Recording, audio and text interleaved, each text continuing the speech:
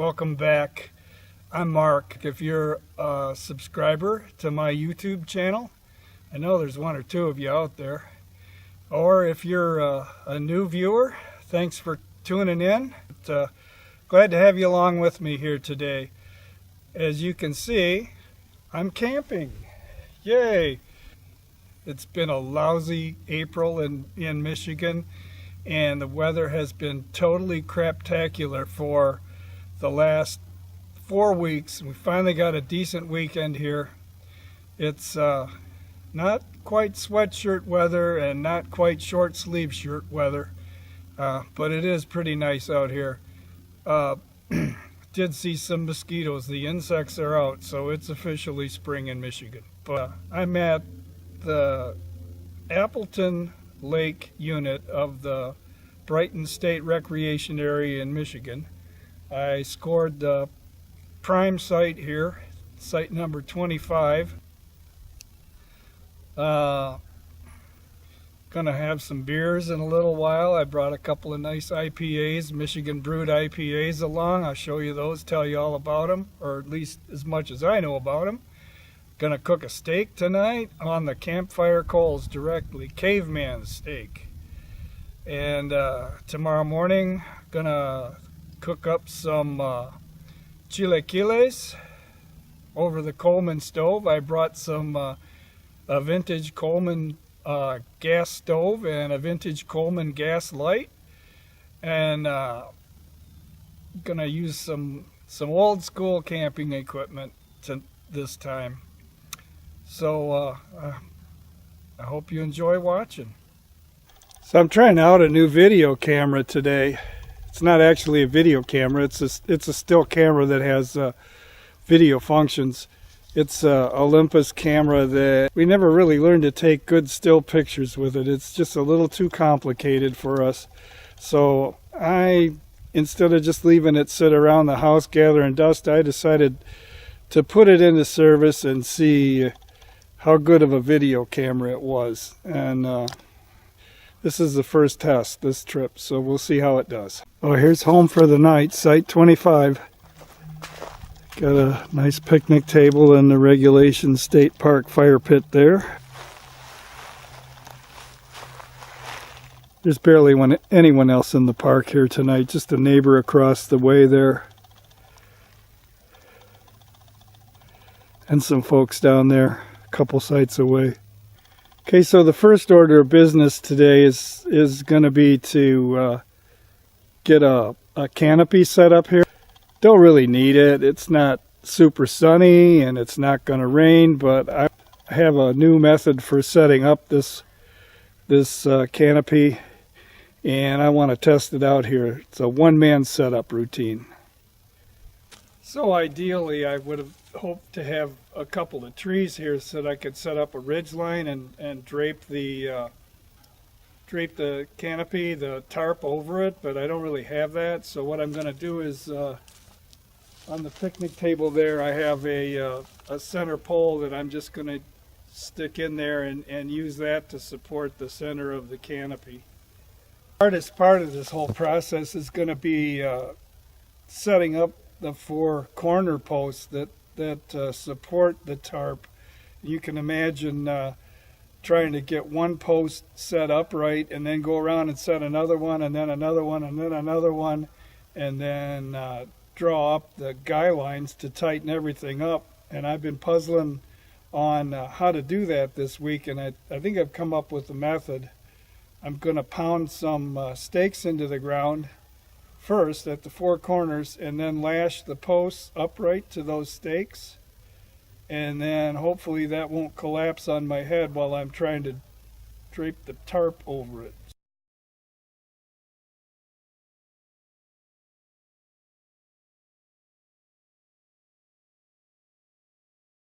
There it is so far. I told you the darn thing was huge.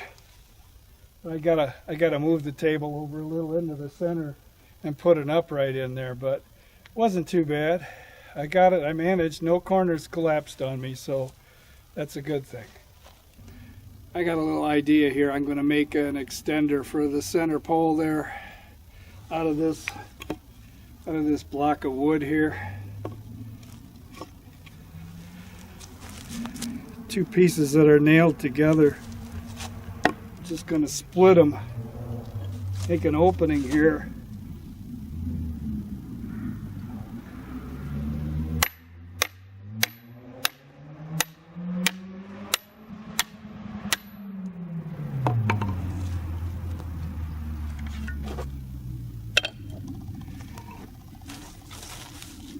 Hear that racket?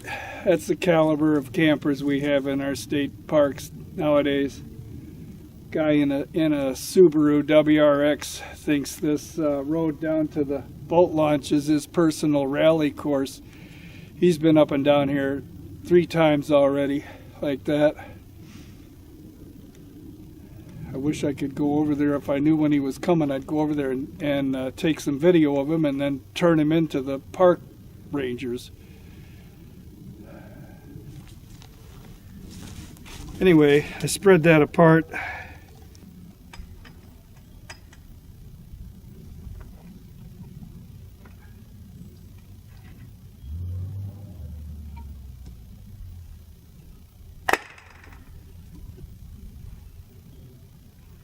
It may not be pretty, but it works anyway.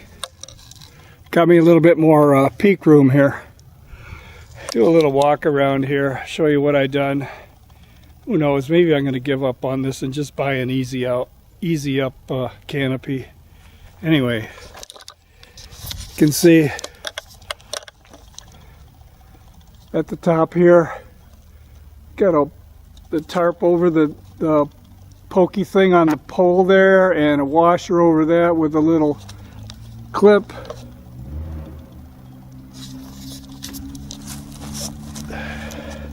Stakes in the ground with my guy lines.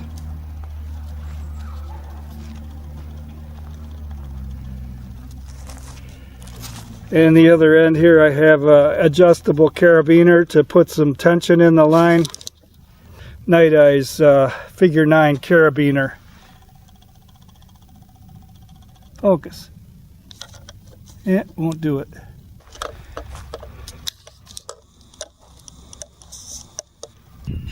I don't know.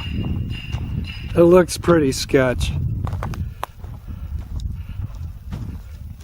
So every time I come camping at one of these regulation campsites, I always walk the site, and it's generally every time I find something that previous campers have left behind, I've got a whole bag full of tent stakes. So here's the 2 beers that I brought along.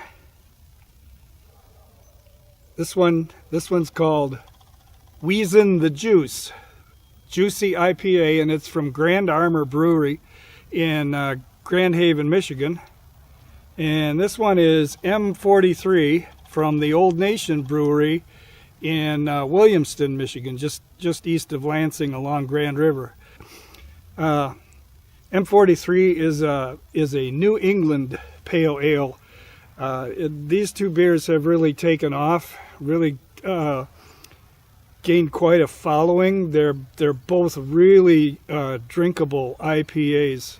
I know IPAs are very popular, but I've resisted getting on the bandwagon for a long time. I always enjoyed malty dark beers, stouts, porters, that kind of stuff. But and the first couple of IPAs I ever drank just about made me sick. I couldn't finish them, they were so sour. But the brewers in Michigan have come a long way, and actually the brewers all over the country, with refining their IPAs, tweaking the recipes, and these 2 are really outstanding. Neither of them are bitter, they're drinkable, they go down really good floral hop flavors. The New England IPA, the M43, is the deal with New England IPAs.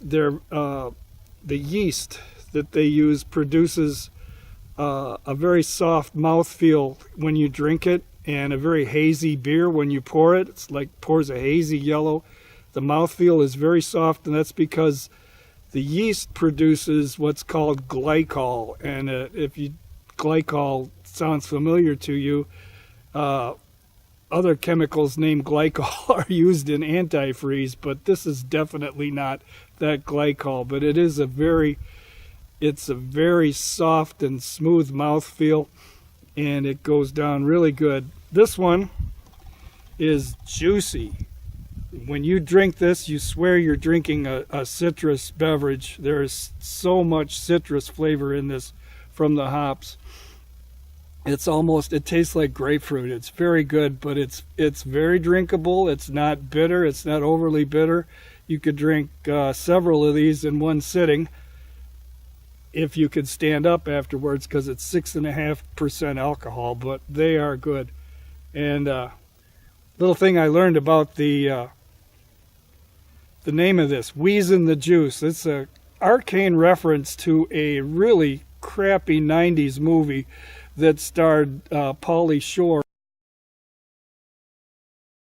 It was called Encino Man, about these two stoners that dug up their backyard for some reason and uncovered a frozen caveman. What a concept, huh?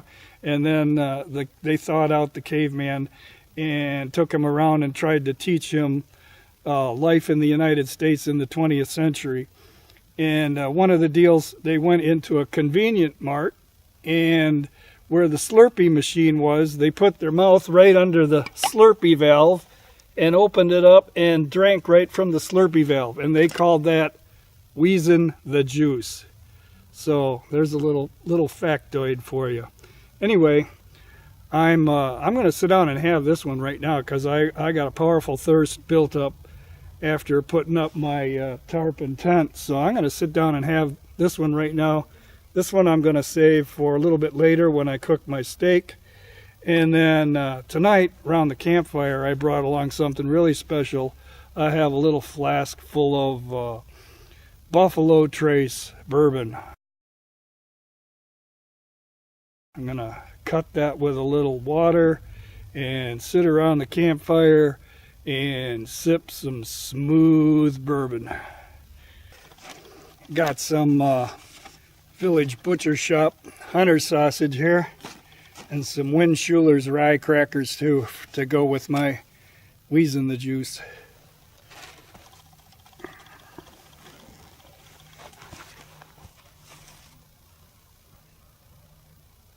We figure Wheezin' little juice. No, Wheezing the Juice.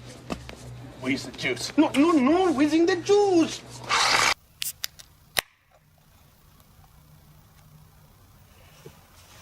Cheers.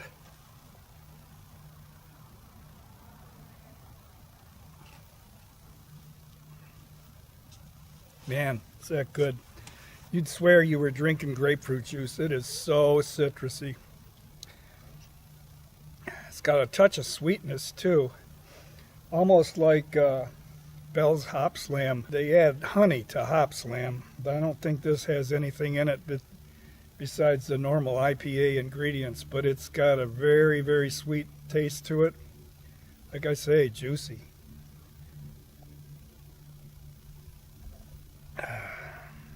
Wish I had a glass to pour it in. I always enjoy looking at the beer too. The craft beers are so pretty to look at when you drink them. There's so many different shades and colors that the brewers have now, and they're like works of art almost. Plus you get to look at the lacing of the foam on the glass and all that kind of interesting stuff. Beer geek stuff.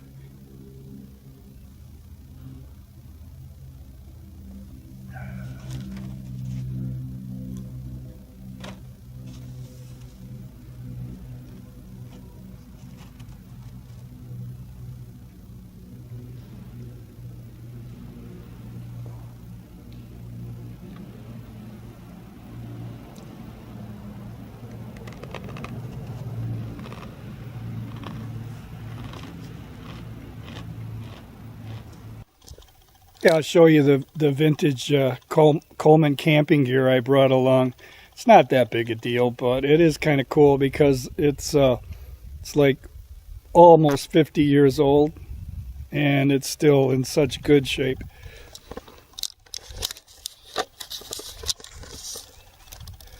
This is my parents' camping gear they bought in 1972, thereabouts. And they bought it for one purpose. They were going on a round the lake camping tour, Lake Superior, one summer. And they outfitted the back of their Ford pickup with a like just a cover over the pickup. They were going to sleep in the bed of the truck with this cover over them, just a cap, and camp all the way around Lake Superior, all the way around the Canadian side, the UP side. And they bought all this camping equipment, used it once, put it in the closet, and never used it again. So I've inherited it. And got the Coleman lantern here, twin mantle Coleman lantern. Still got the mantles in there. I can't believe it. It's a little bit dusty from being stored out of my garage. The original box, the original manuals, same thing with the stove, the box, the manuals. Look at this stove. Look at how clean it is. There's no rust, nothing.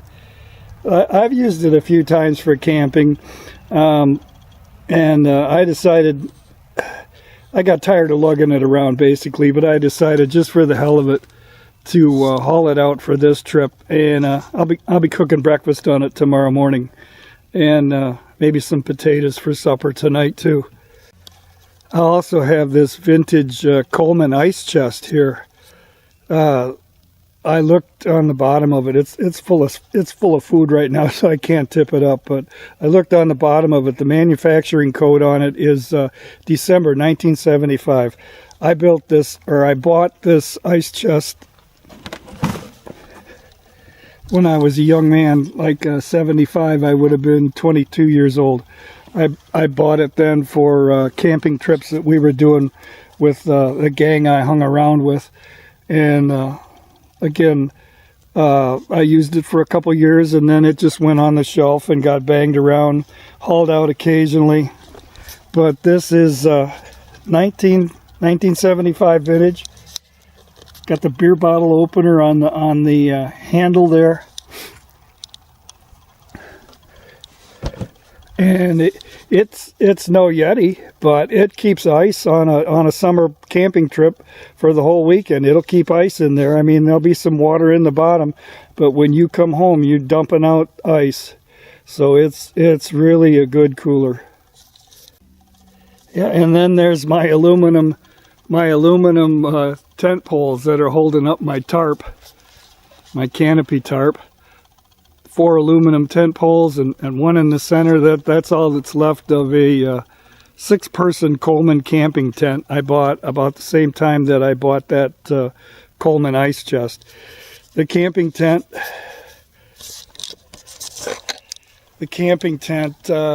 got used with my kids. We'd pitch it in the backyard and set it up and sleep out there when they were little in the summertime. Most of the time it's spent stored in the rafters of my garage, and eventually the canvas got brittle and the mice got into it and chewed it up, and I just pitched the tent. I hated to do it, but it really was old school canvas and not really usable anymore, but I just couldn't bear to throw away the poles. So here they are, earning their keep into another century. If anyone can explain this to me, I'm in the toilet here at the campground, the pit toilet, and I look up at the ceiling, the skylights, and 4 bags, Ziploc bags, half filled with water, with pennies in them. What is up with that?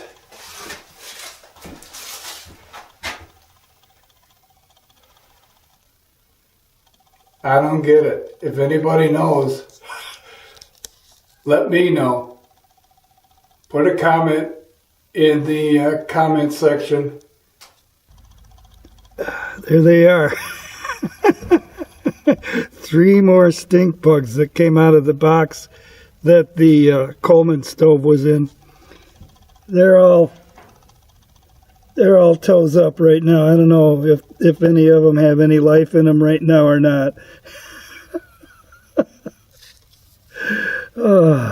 If I want to have a steak dinner, I got to start a fire. And I'm going to show you guys what I use for firewood when I'm car camping.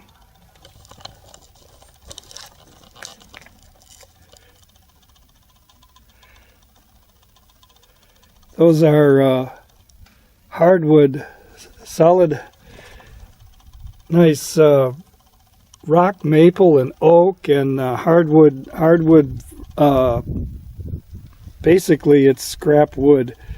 There's a business on the route that I commute on a daily basis that puts out scrap wood, skids, pallets, and occasionally they'll have these stacks and stacks of this hardwood stuff out there. And whenever I see it, I stop and grab a whole bunch. And you can see it's got nails in it. They just bust up the skids and put them out by the road and hope people will stop and take them. And they do. When they put this hardwood stuff out, it goes fast. It'll be there one day. The next day you go back, there's none left. They put out the cheap softwood pine skids, and those things will be there for weeks and weeks. So this stuff is coveted for firewood, but I love it. I mean, it's a little bit of a pain in the ass because, I mean, you can see the sawed ends here on these. I saw them up into, they come in like 4-foot lengths, and I saw them up into shorter lengths for the campfire, but they burn just like hardwood logs. And the only annoyance is the nails in them. You got to bend them over, otherwise, you know, it's a hazard. But yeah, that's what I use. So I'm going to try something new tonight in my sleep setup. I hate mummy style sleeping bags. Even though I have a couple of them, I hate them. The older I get, the less comfortable I can be in a mummy bag. I need room to spread out and ease. All my joints ache at night and I can't get comfortable, and I don't like being restricted by the mummy bag. But that's what I brought with me on this trip. This is my military modular sleep system sleeping bag. It's the intermediate bag. It's good to like supposed to be good to like 10 below on its own, which is a stretch. I think it's only probably good for me to about 20 degrees. Anyway, it's a mummy bag, and what I'm going to do is, instead of sleeping in it like a mummy bag, I'm going to sleep in it like a quilt. Bear with me here.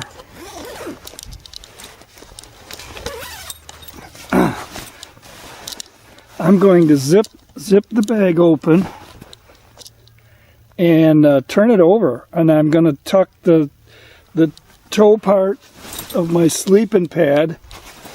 I'm going to tuck into the toe box of the sleeping bag, and then I'm going to sleep with it over me like that, like a blanket or a quilt. And so I won't really have a sleeping bag underneath me. I'll be sleeping either on the mattress, on the pad itself, or I did over there in the corner. I have a wool blanket. I may put that over the mattress, but I'm gonna test that out tonight. See how that works. I know that's supposed to be the up and coming thing in camping, is sleeping quilts rather than sleeping bags. So I'm going to see how this works. The only drawback is that this sleeping bag, it has a hood that's meant to come up, you know, over the back of your head and around your face when you're sleeping in a normal position. So that hood since the bag is going to be inverted, or not inverted, but the wrong way on top of me, that hood is going to be like in my face. So I'm going to have to like just bunch it up around my neck or something. We'll see how that works tonight. The worst case scenario is if it's not working, I just turn it over and sleep in it the regular way and be uncomfortable. We'll find out. I'll let you know tomorrow morning how it all went. Oh man, I just discovered that I'm shooting with the little Sony camera right now. I just discovered that I had it set before to take still photos instead of video. So all the video I've shot so far with this little Sony cam has been still photos. I'm screwed. Anyway, I've switched over. I got it straightened out now, hopefully. And the other camera, the battery was going dead already, so I'm switched over to this little one. It's my old Reliable. I've shot quite a few videos on this. I know it works well. The only problem is it doesn't have a viewfinder.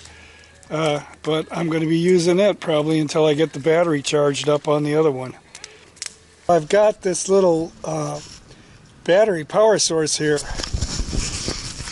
Goal Zero. It's 7800 milliamp portable power source and charger for your phones, cameras, and all that stuff. I charged it up good before I left the house, and I have it plugged into the big camera here and recharge the battery. It's supposed to be good.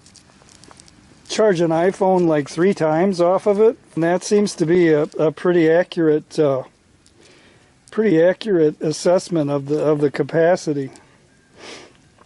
So we'll see. I've never charged this battery off it. The steak that I'm going to eat tonight, I'm going to cook. It's going to be cooked caveman style. I got the fire going here already, as a matter of fact.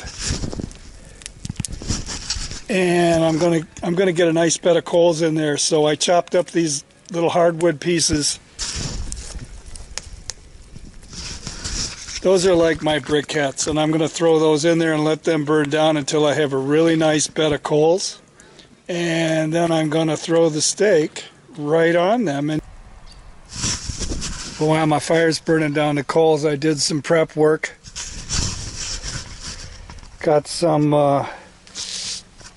potato I baked last night, sliced up, ready to fry, and some green onions to throw in with it. Just testing her out here because I got some really old Coleman fuel that I'm using. I wasn't sure if it was going to work or not, but we got a good fire. Here's my steak for tonight. Got a nice 1 pound choice ribeye right here from Kroger's. Looks like it's about 1 1/8 1/4 inches thick.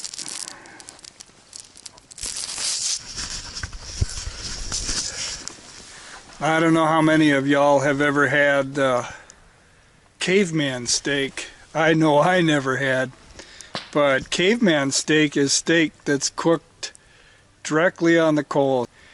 I became intrigued with this a couple years ago when I saw some bushcraft videos on YouTube of some guys cooking steak out in the bush, just throwing it on the coals and cooking it and mowing down on it, and it sure looked good. So last week I was surfing YouTube one night and I come across Cowboy Kent Rollins. I don't know if any of you have heard of him, but Cowboy Kent Rollins was making caveman steaks, and man, did he make them look good. And that's what I'm going to do tonight. Caveman steaks a la Cowboy Kent Rollins. And he seared them, cooked them 3.5 minutes aside on the coals, and then he let them rest a little bit, and then finished them in a fry pan with special sauce of horseradish, minced garlic, and some butter and wine. Oh, what do you think? Do those look like steak cooking coals yet? I've got a nice red pepper here too I'm going to roast over the coals. I think I'll throw that in there right now.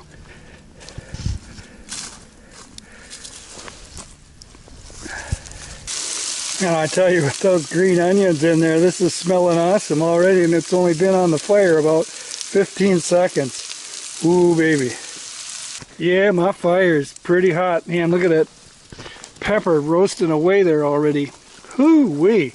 Nothing smells better than taters frying when you're camping out. Ooh, them are gonna be so good. Got some steak seasonings here to put on.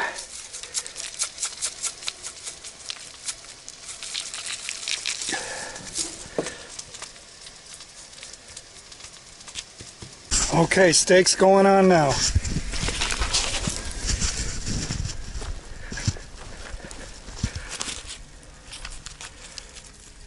Right on the coals.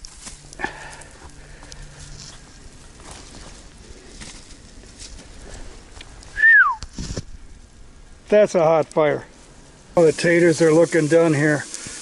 I had to turn the flame way down. Oh yeah, look at that. She's starting to brown around the edges there.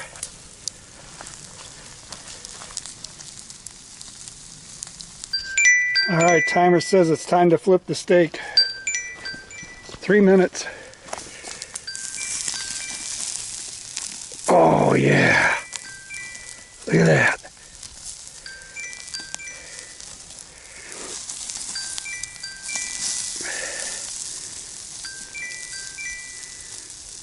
Three more minutes on the other side, and then we go and toss it over into the fry pan and finish it off. All right, here goes the secret ingredient in this sauce.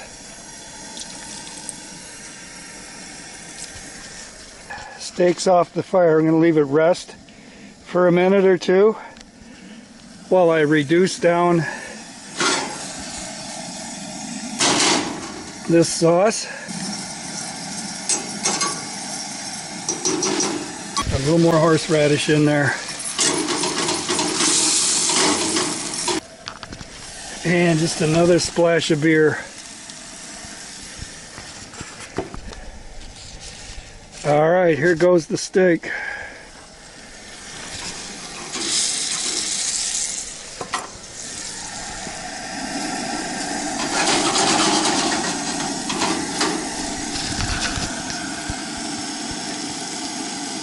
Now, Cowboy Kent Rollins, when he cooked his, he used some Hatch green chili wine to reduce in his seasoning sauce there. But I figure, hell, that's Southwest stuff. This here's Michigan. I can use some good Michigan M43 Northeast India Pale Ale.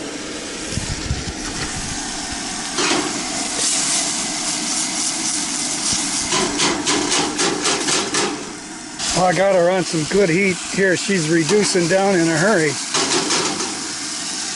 He thinks another splash of beer is in order.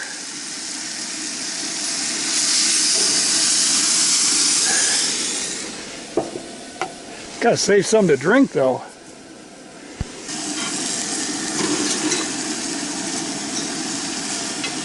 Kind of hard to cook and hold a camera in one hand. Need 3 hands. Man, I wish you could be here and smell this. This is intoxicating. And not from the beer either. It smells so good. Garlic and horseradish. Ooh-wee.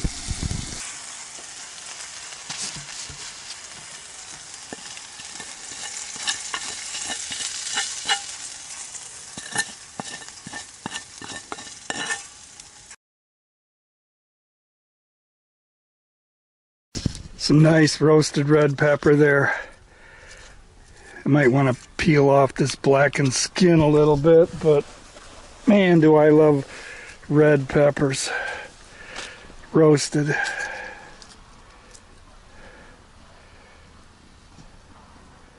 think I'll try one right now.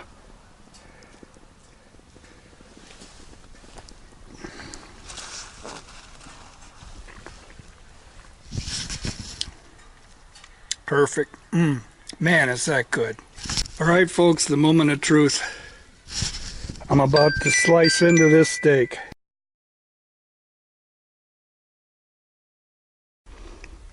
Potatoes and onions are just right. I'm working away at this steak around the edges. I still got about half the steak, the meatiest part left. We can see around the edges here where the meat was a little bit thinner.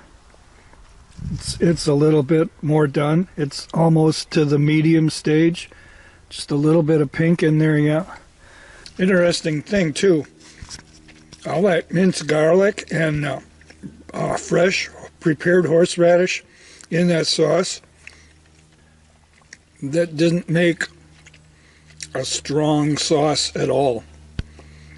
Just a perfect blend of flavors. Most of the sharpness of the horseradish is gone, and the garlic is all mellowed out. It's really good.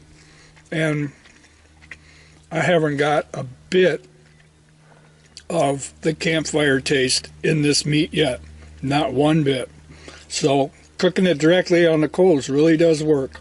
That's what I was the most skeptical of, was getting that campfire coal, smoky wood taste in there, you know. Not like barbecue smoke, but campfire strong. And it's not there. It's not there at all. Well, I am stuffed. Ate a whole potato, fried.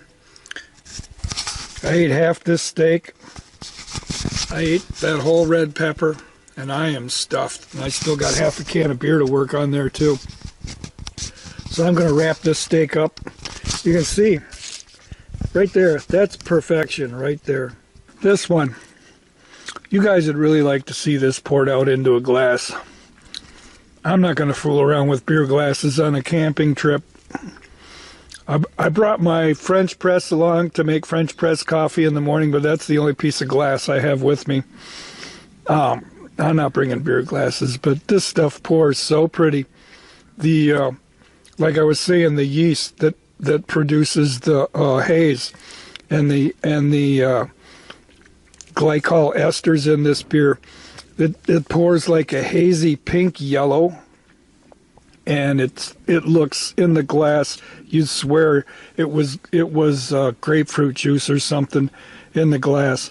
But this one doesn't really have the strong grapefruity taste. It's definitely a really mellow IPA. And of course, after you've had your dinner and cooked and made a mess, you got to clean up. So I'm doing the dishes now. I bought some soap soup. Got the pan scrapings there. Gonna soak them in water and some soap in my dish bowl. While the sun's going down through the trees here. Pretty nice. I love the way these locust trees, how they grow crooked and wavery like that. There's not a straight trunk or branch in this whole grove here.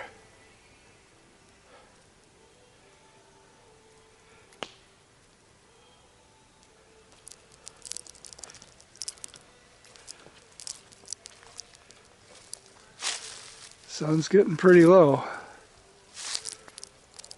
Maybe an hour of daylight left.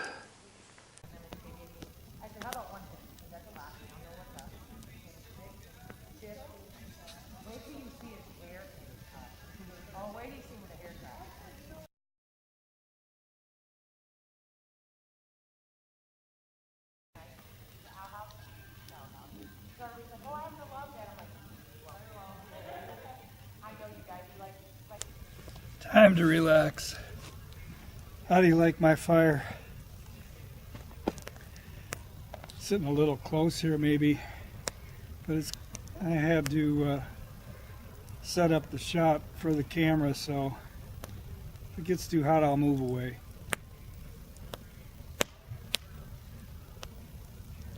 The sun is set. My supper's digesting. I finished my beer. It's time to do a little setting and a little more setting. That's what campfires are for. little while, we'll get out to sipping whiskey and get a little glow going to match the fire maybe. It's been a pretty good day overall. Kind of cloudy today, but it's cleared up right here at sunset, and it's supposed to be really sunny day tomorrow. And it's about time to I can't remember what day it was this week. I think it was Monday or Tuesday. I drove to work. It was like the worst day of the winter. Black ice, cars skidding off the road all over the place. And it's the middle of April, and we've just had the worst, the longest winter that just dragged on and on. And finally it looks like it's over. Finally. A couple sunny days this week, Thursday and Friday. Nice and sunny. Didn't get up much above like 55, 57 degrees, but just enough warmth and just enough sun that all the grass popped green almost instantly. It was like it was just pent up, waiting to go. And still, the buds on the trees are getting fat, but there's nothing that's even showing a tinge of green anyplace yet. But I think if we keep this trend up, it won't be long. So I think we're about 2 weeks behind, at least, our normal spring.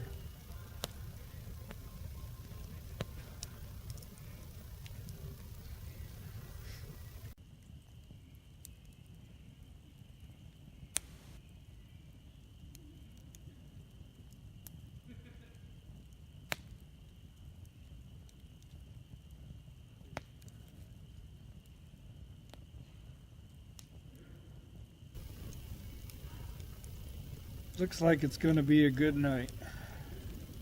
There's only 3 other people close to me here, so should be quiet.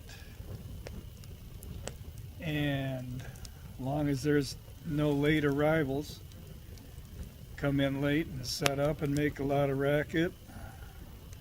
I don't think there will be this time of year. Probably the last quiet weekend here as we get farther into summer, spring and summer. This campground's going to get busier and busier, and that'll be it for me. I won't be coming back here then, because there's one thing I can't stand. It's noisy, crowded campgrounds.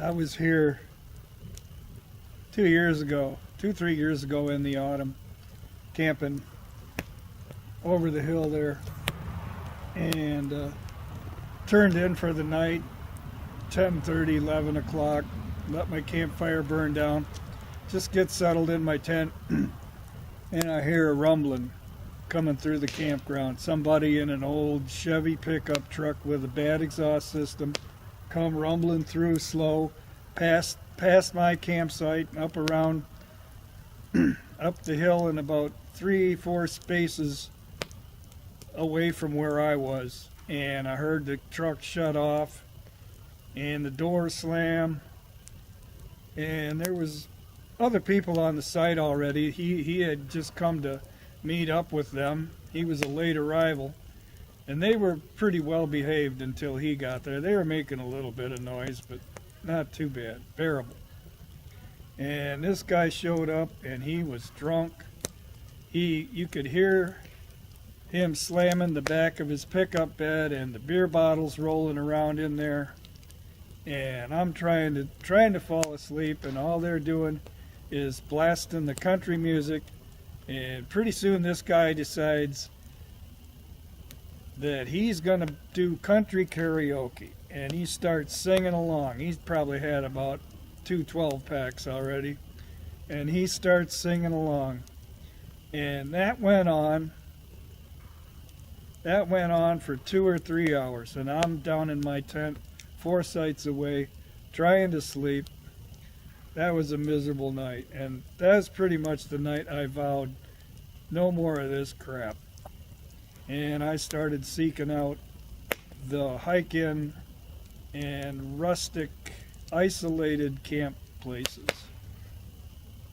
Now I'm back here to Appleton Lake tonight, and I'm here because I knew it would be quiet. But like I said, this will probably be one of the last quiet weekends here. But this is perfect for me. Brighton Recreation Area is a pretty cool place. It's like 3 miles, probably less than that from downtown Brighton, from the center of suburban mayhem downtown Brighton. Restaurants and shopping centers and liquor stores and bars 3 miles away, but you get out here in the woods and it's like it's 300 miles away. And there's 3 campgrounds here. There's the big regular campground, the Bishop Lake unit, which is open year-round. That's for your motor home and travel trailer crowd. And then there's 2 rustic campgrounds, 25 sites each. Appleton Lake, where I'm at tonight, and then Murray Lake. That's about 2 miles from here. And Murray Lake is even more rustic than Appleton. Appleton, at least the road is paved and the sites are spaced pretty close together. Murray Lake is really rustic. It's a dirt trail back there. The sites are spaced out. Very few of the sites are like shoulder to shoulder with the site next to them. But the DNR doesn't open up Murray Lake until after Labor Day or Memorial Day, and they close it right at Labor Day, and I think it's only open on the weekends in the summer. So that's really my choice of when I come to Brighton Rec is the Murray Lake. And Murray Lake has access to, it's right on one of the mountain bike trails here. 2 mountain bike trails here, a couple of really nice hiking trails. One of them's almost 6 miles long through some fairly rugged terrain, lots of hills.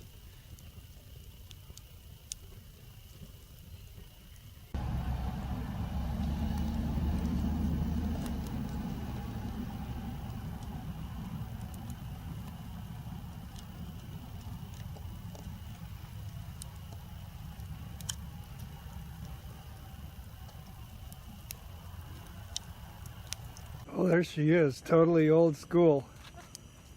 Coleman twin mantle lantern. Blazing, I don't know if you could call that brightly, but it's not too bad. It's got some pretty old gas in it, so I don't think it's going to burn much brighter than that.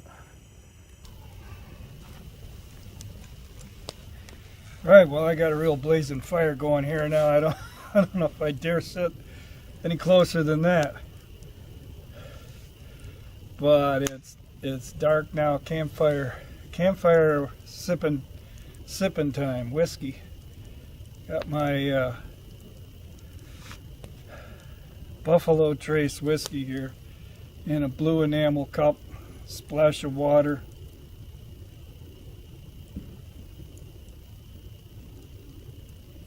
Oh, that's good. I don't know, how about you guys? You like whiskey? I never used to. You know, probably like most people, I think most people fear whiskey. It has like this reputation, only that wild men drink whiskey. Wild men, cowboys and saloon drunks, right? And we probably all know somebody when we were 18 years old and at a party and he brought a bottle of rot gut whiskey and passed it around, and it was like drinking gasoline.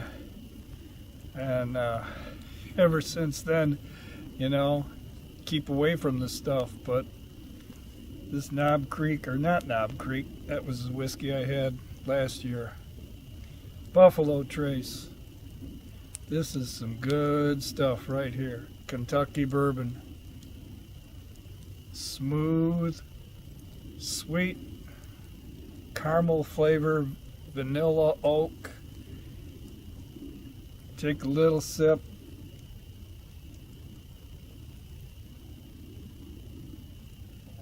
Roll it over your tongue, back of your mouth. Breathe in after you swallow. All those aromas and scents and flavors just swirling around in there, man. It's like candy for grown-ups. Gonna have to go tend my lantern.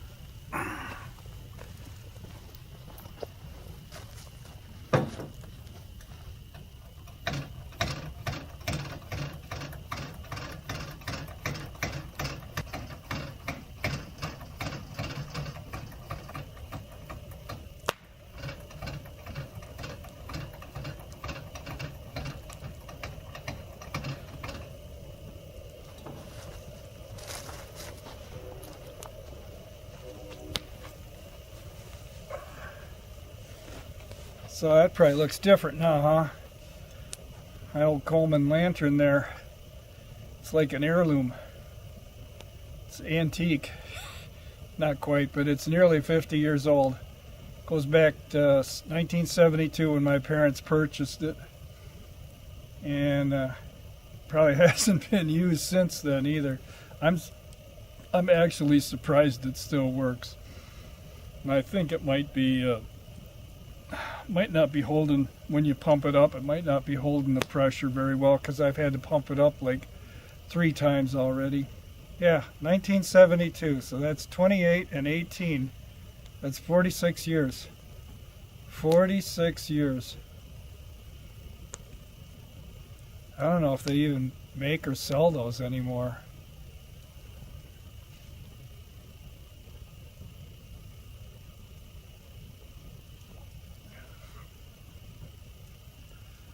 Oh, this stuff is so good. I'm worried I didn't bring enough. Brought a little flask full. So some of you might have noticed I'm here alone. I camp alone always. You might be wondering why that is. And no special reason really. I just don't have any close friends that are into camping like I am.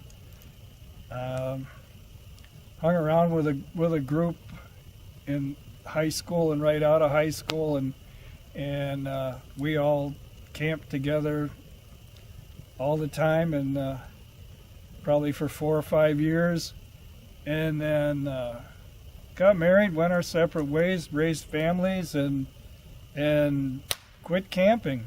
But anyway, yeah, so that's the reason why. And my wife doesn't care to camp. She went on one camping trip we did together. I think it was the year before or the year we got married in the summer. We went on a camping trip up west side of Michigan. I think we spent a night or two at Mackinac at the Straits. Some time at Interlochen State Park. I can't remember where. And all she remembers is at Interlochen State Park, the giant daddy long-legged spiders that were everywhere in the campsite. So that's her only memory of camping. And so, yeah, I camp by myself. No problems. I love it. I go out. I try to get out once a month if I'm lucky, and glad my wife lets me get away. I usually go for just one night, usually on a Saturday night. Try to pick some place that's not too far to drive to, so I like to go to places like Fort Custer over by Battle Creek, Rifle River up north of Standish. Those are the 2 main ones, and then I like to camp around here, Brighton, Appleton, and Murray. when I can. And of course, I'm trying to start doing more, what's it called, remote camping, backcountry camping, hike-in camps. And to do those, you have to go a little bit farther north. So it's a little bit longer drive. I've done a couple. Probably seen one of my videos for Hoist Lakes. Actually, I've been there twice now. I really like it there. Hope to go back again and explore some more of the place.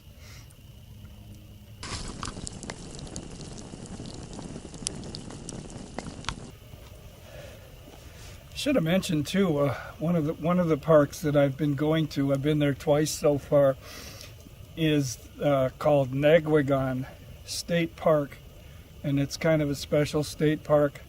It's on Lake Huron, just south of Alpena, and it's an undeveloped park.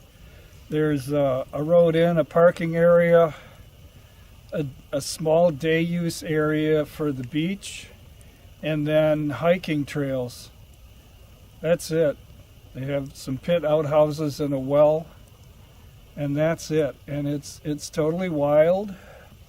And there are 4 backcountry sites, campsites, along the Lake Huron shore.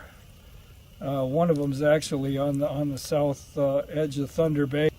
The nearest is like a mile from the trailhead. The farthest is like, I don't know, probably 2 miles. 2 miles hike, and that's a really special place, man. I've had two nights there, both of them in the autumn. Like in the spring and summer, it's really buggy there, so I've gone in the autumn, and just really a really special experience.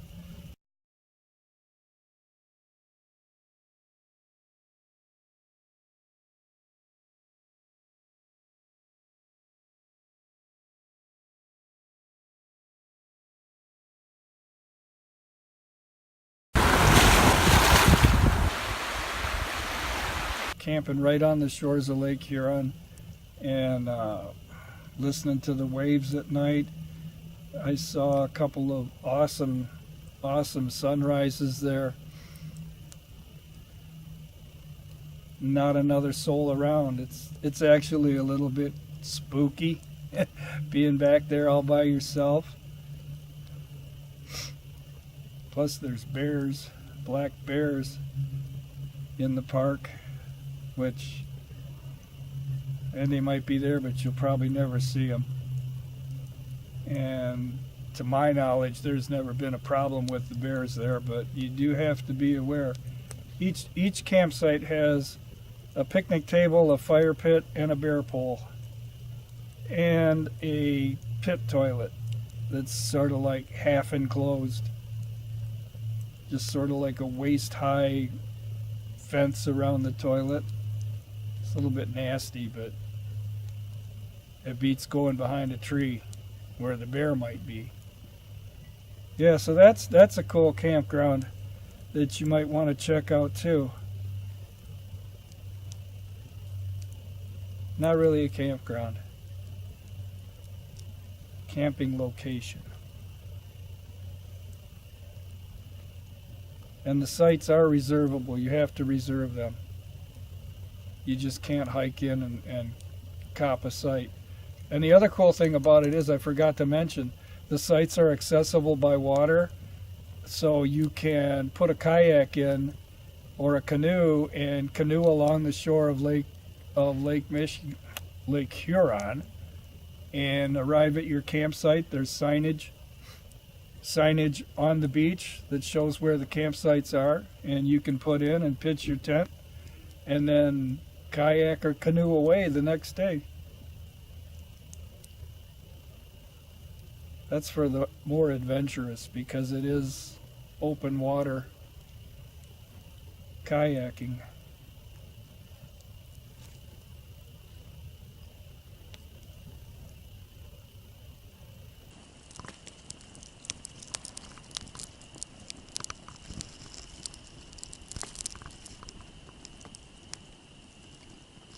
Oh, I don't know how much whiskey I brought. A couple ounces, I think, but I've already had to refill my cup.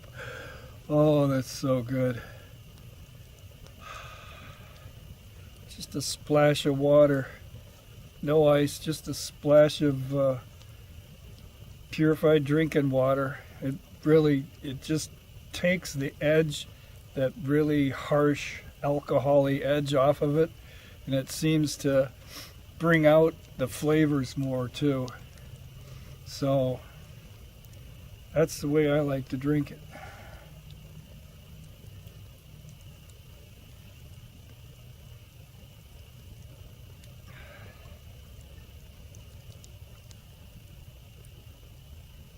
It's my favorite part of camping. I'm sure it's everyone's. Yep.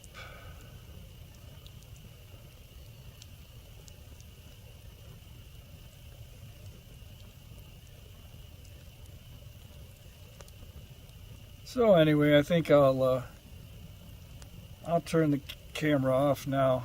I don't know. You guys probably don't want to listen to me ramble on here too much. But catch back up with you in the morning. I'll cook some breakfast. I got planned to cook some chilaquiles.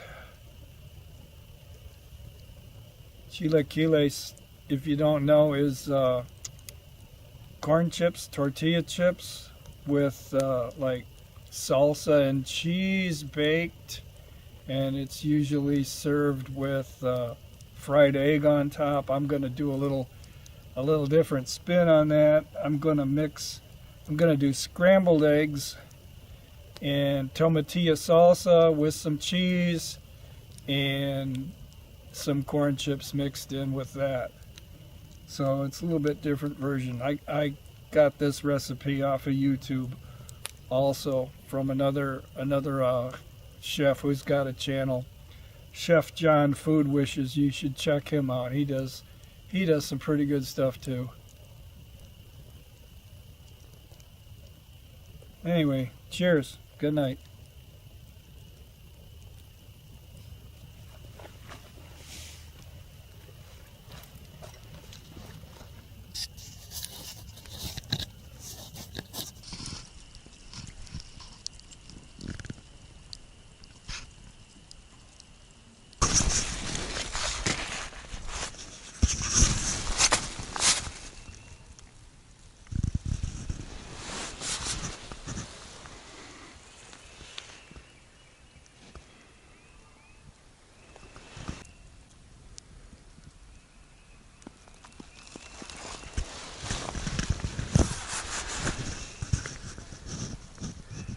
There's first light, and I don't know if you could see that on the phone there. 32 degrees out. It's about 6:25. 32 degrees. Got colder than I thought it would last night. I wasn't very comfortable. Geese and birds have been awake for 45 minutes.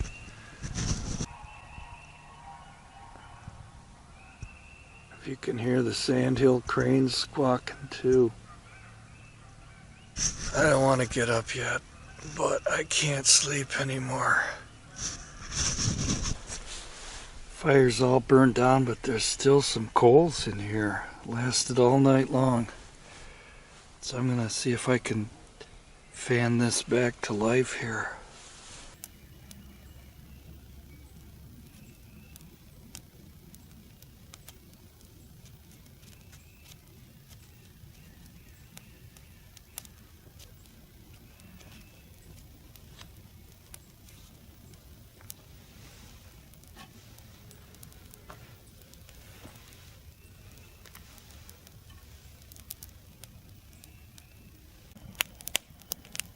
Got it going good already. I burned all my wood last night, just about all of it. This is all I got left. A few chunks of hardwood there and some pine. So, not gonna have a very big fire this morning or for very long. There's the crew over here. Rolled in about 10:30 last night. Car headlights shining on the campsite. Set up their tent. 10:30, 11 o'clock last night. And then proceeded to sit around their campfire until about 2 in the morning. Talking and laughing. You gotta love state park campgrounds.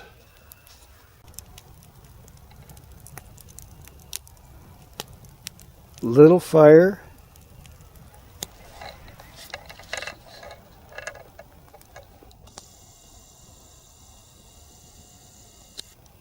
Big fire.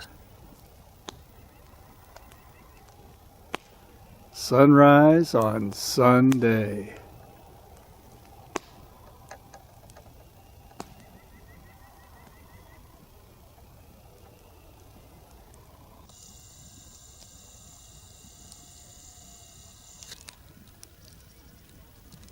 Got some other campers up already. Guy over there getting this smoky fire going. Got the Coleman going here. I guess I'll have a little, boil some water, have a little hot chocolate before I get around to making breakfast and coffee later on. Need to get something in me though.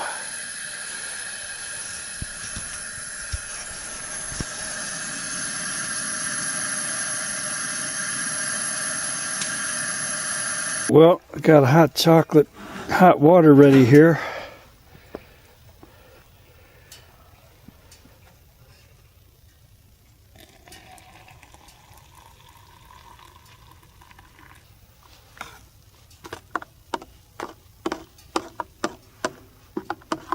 The beautiful morning light catching these trees here.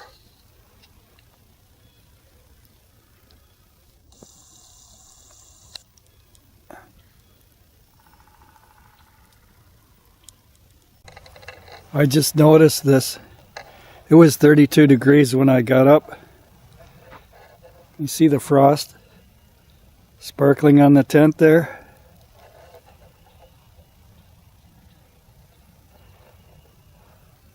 That's all formed just since I woke up.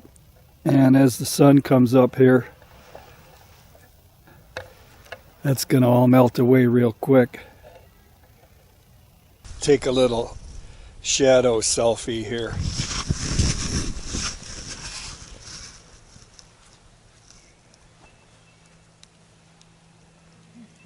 Cheers.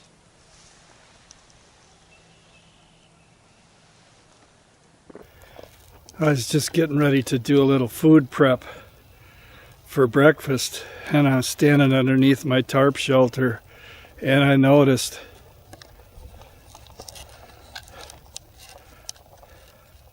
it's looking a little shaky.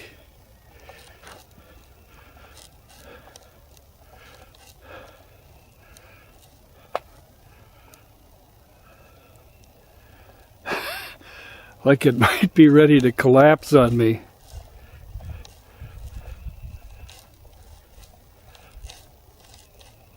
I don't know. She done some sagging overnight. So I don't know how easy this is going to be to film cooking breakfast. It's kind of hard to cook and film at the same time. And I don't have a good place to set the camera on a tripod. You know, I only got a stubby little tripod. So I don't have a good place to set it to film. So apologize if you don't get to see the production part. You just get to see the finished product. All right, spuds are going good. I got my second burner lit up here, and gonna start warming the pan for the chilaquiles, because it's cold. That's some cold iron right there. Here's my ingredients for the chilaquiles. I got 3 farm fresh eggs there, some salsa verde, tomatillo salsa, some corn chips, tortilla chips that I lightly broke up, some queso, cilantro, And some onion for garnish. I'll throw some of that in my potatoes too in a little bit, but this is it. I had to work fast here, so you missed all the excitement, but here it is. Chilaquiles. Green salsa verde chilaquiles. Cheese, cilantro, tortilla chips, eggs.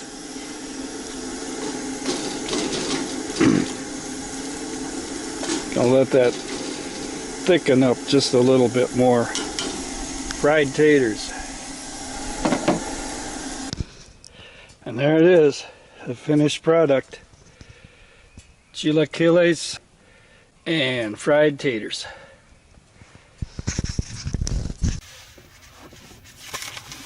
It's too bad I don't think this video camera focuses in this close.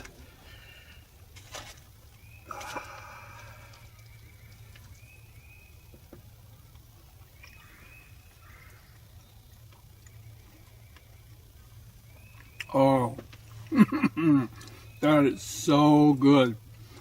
A little bit of texture and crunch there from the chips. They haven't quite mushed down yet. That fresh cilantro and that tomatillo salsa. Oh man, is that good.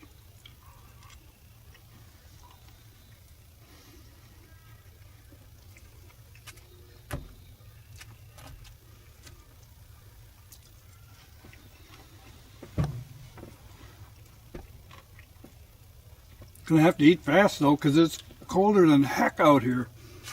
So I'm gonna cool off.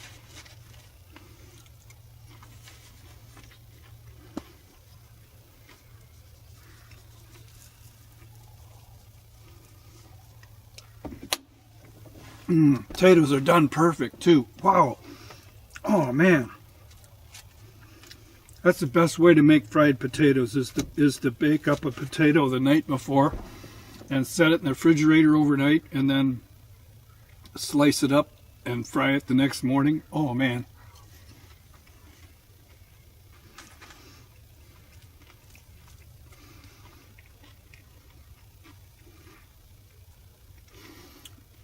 I almost didn't think I was going to get this made. I had a mishap with the stove here. Had a flame out. Boof. All of a sudden, big flash, big flame, and that was it. And the flame went out, and then I had to hurry up. I was right in the middle of cooking everything. I had to hurry up and try to relight it. Thankfully, it took.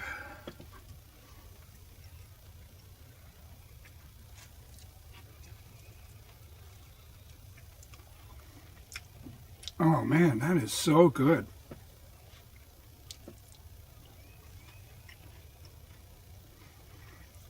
The cilantro is what makes it. I love cilantro.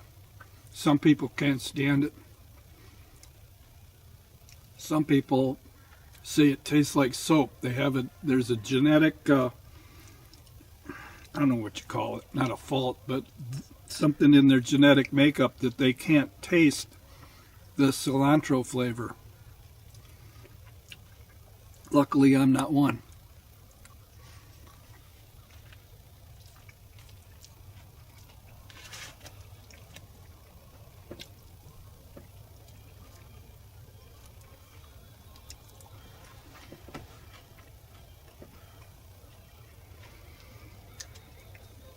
Now, to be authentic, you're supposed to take soft corn tortillas and leave them out overnight so they get hard, and then cut them up and fry them before you put them in here.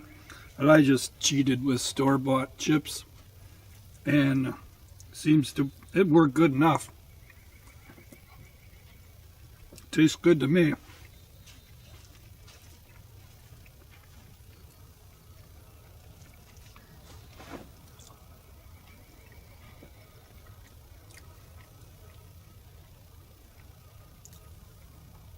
The salsa verde too.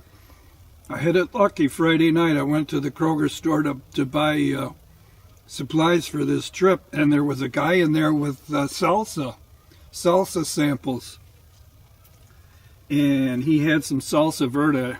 and I tried it, and oh my gosh, man, was it good. So that's what I got in here. Like a specialty food manufacturer, little artisan kitchen where he makes these salsas. It's really weird because he makes Mexican salsas, but the name of his company is called Olympus Fare. I don't know what Greek has to do with salsa, but it sure is good.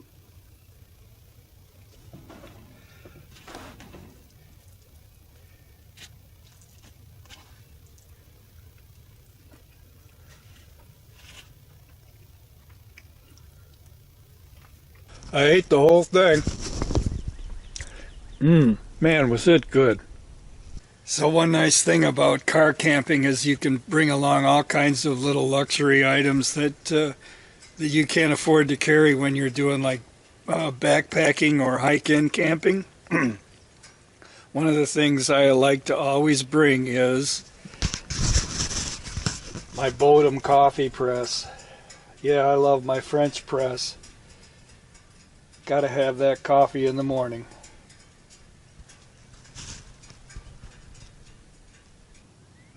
All right, coffee's almost done.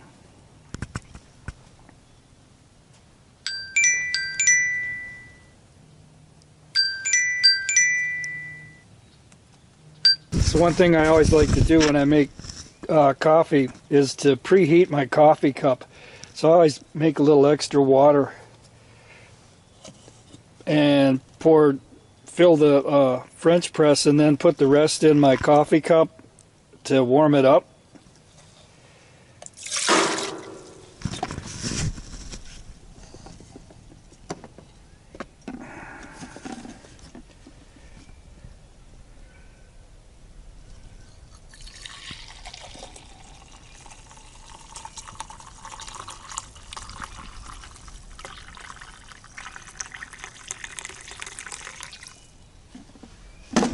That way your cup doesn't suck the heat out of that coffee, cold coffee cup.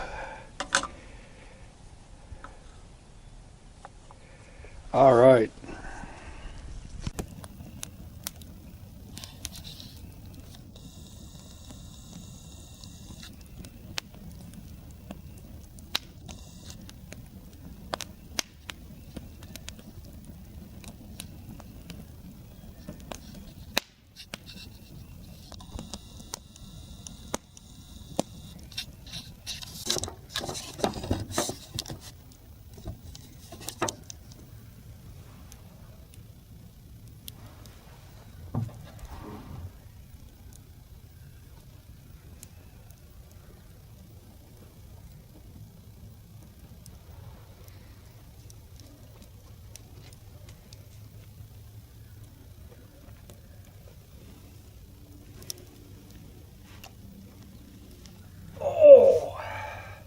Ooh, I'm looking right into the sun.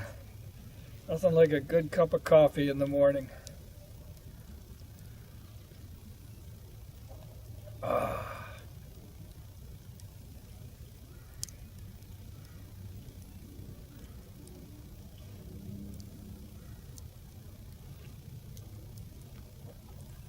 So you're probably wondering how my experiment went with the sleeping bag turned into sleeping quilt last night. I told you I couldn't be comfortable in a mommy style bag, and I was gonna try to MacGyver it into a sleeping quilt. Well, it didn't work too good. I got pretty cold about midway through the night, and I had to revert back to the mommy style bag zipped up all around me. And even then I was still pretty cold. It got colder last night than it was supposed to by about 5 degrees. And I had to get out my wool blanket, put that over the top of the sleeping bag. I put on my pants and my hoodie and my beanie cap, and I slept that way for the rest of the night. Sleep, if you could call it that, because I tossed and turned. I just cannot get comfortable in a mummy bag. It's just too confining and restricting. So I'm going to have to search for a solution to that problem. So I got a backpacking hike coming up here in a couple of weeks, and I got to think about what kind of sleep system I'm going to use. I had planned to take that sleeping bag. I don't feel like suffering through another night like that, especially after hiking 8 miles in and having to hike 10 miles out the next day. I need a good night's sleep. Maybe I'll take an extra flask of whiskey. How's that sound? Sounds like a good idea to me.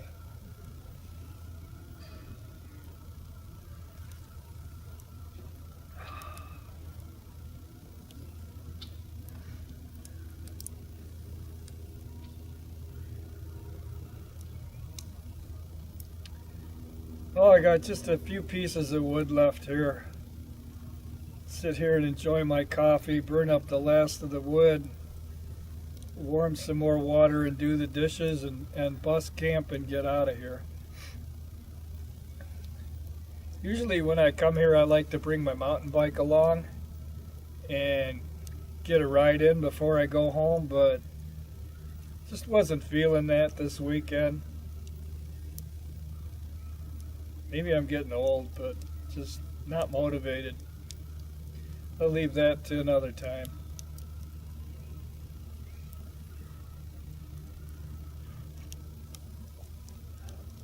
Peter, just now warming up too, boy.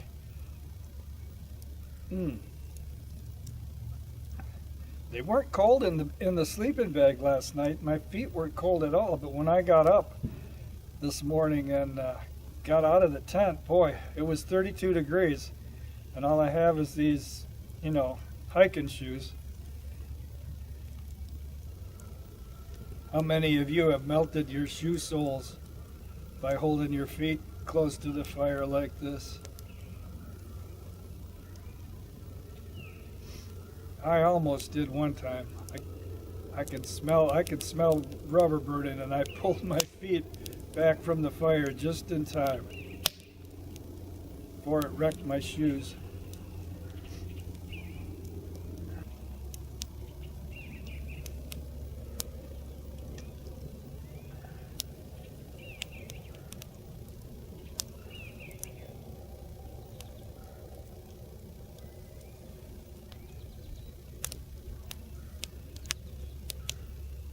I heard 2 different kinds of owls in the woods last night. I wish I knew more about wildlife. I've never seen an owl in the wild. I've only heard them. I heard 2 different kinds. One of them right at dawn this morning. He must have been pretty close because it was loud. And the Canada geese, it seems like they never go to sleep. They honk and make racket all night long.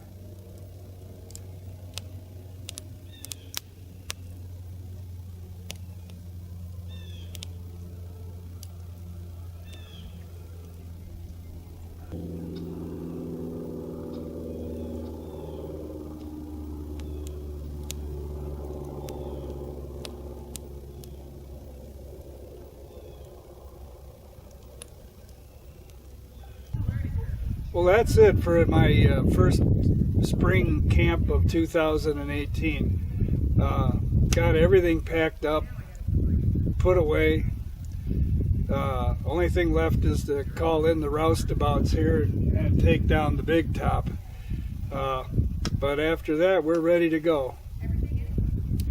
So I want to thank you for coming along with me, and if you stayed with me this far, well, good for you. I hope you enjoyed, because I sure did. And I like making these videos, and I like sharing them with everybody. I don't know. Hope you can relate to a boring old man and his adventures. Anyway, until next time, see you then. Bye. Folks, when you're leaving your campsite, be sure to douse your fire.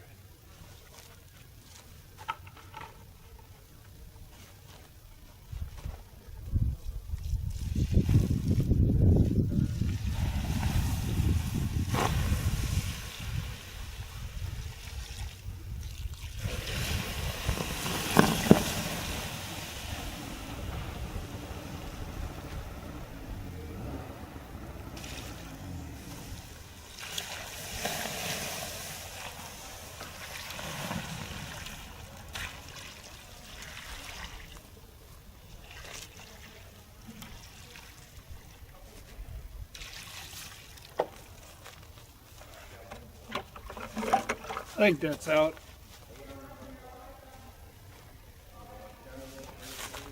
Another thing, don't throw garbage in the fire pit and leave it for the next camper. Take your garbage out with you. There's the dumpster right over there where you came in. Thank you.